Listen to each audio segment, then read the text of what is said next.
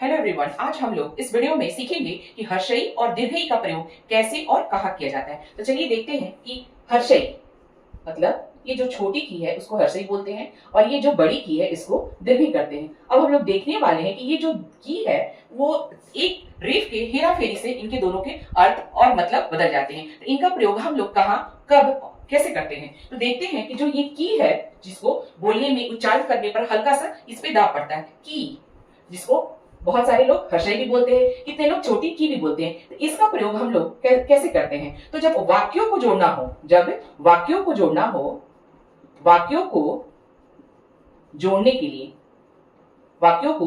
के लिए ये छोटी की का हम लोग प्रयोग करते हैं। वाक्यों को जोड़ने के लिए हर्षई का प्रयोग करते हैं। जब कोई दो वाक्यों को आपस में जोड़ना हो तब हम लोग हर्षई का प्रयोग करते हैं। जैसे वह कह रही थी कि तुम आओगे। वो कह रही थी कि तुम आओगे। यहां देखते हैं हम लोग, जो यहां की है ये दो वाक्यों को जोड़ रही थी। वो कह रही थी, कहने वाली कोई और थी कि तुम आओगे, तो यहां दो वाक्यों को जोड़ा जा रहा है। एक और है वाक्य, रमेश कल कह रहा था कि मास्टर जी बीमार हैं।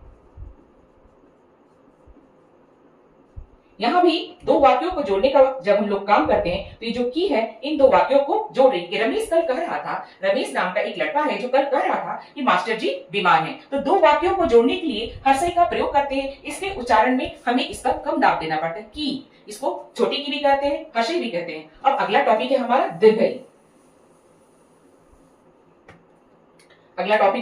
दीर्घई। दीर्घई बड़ी की इसको बोलते हैं। जब इसका हम लोग उच्चारण करते हैं तो इसके उच्चारण में थोड़ा सा हम लोग इसको लंबा खींचते हैं। की, इसका प्रयोग हम लोग कहाँ करते हैं। सबसे पहले देखते हैं कि हर्षई का प्रयोग तो देख लें, अब दीर्घई का प्रयोग कहाँ कैसे किया जाता है। तो दीर्घई के उच्चारण में थोड़ा हम लोग इसको लंबा खींचते हैं की, और इसका प्रयोग हम लोग कोई संबंध बताने में, अधिकार जताने में इसका प्रयोग करते हैं। इसका प्रयोग हम लोग किसी से संबंध बताने में या फिर अधिकार जताने के टाइम इसका प्रयोग किया जाता है।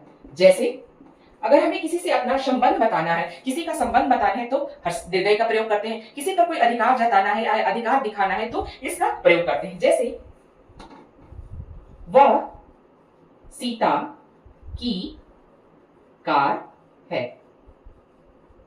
वो सीता की कार है। की पर हम लोग जोर दे रहे हैं कि मतलब ये कार दूसरे की नहीं है, ये सीता की कार है। यहाँ हम लोग अधिकार दिखा रहे हैं कि वो सीता की कार है, वो मेरी बहन की कार है। दूसरा संबंध बताना है, वह रमेश की बहन है।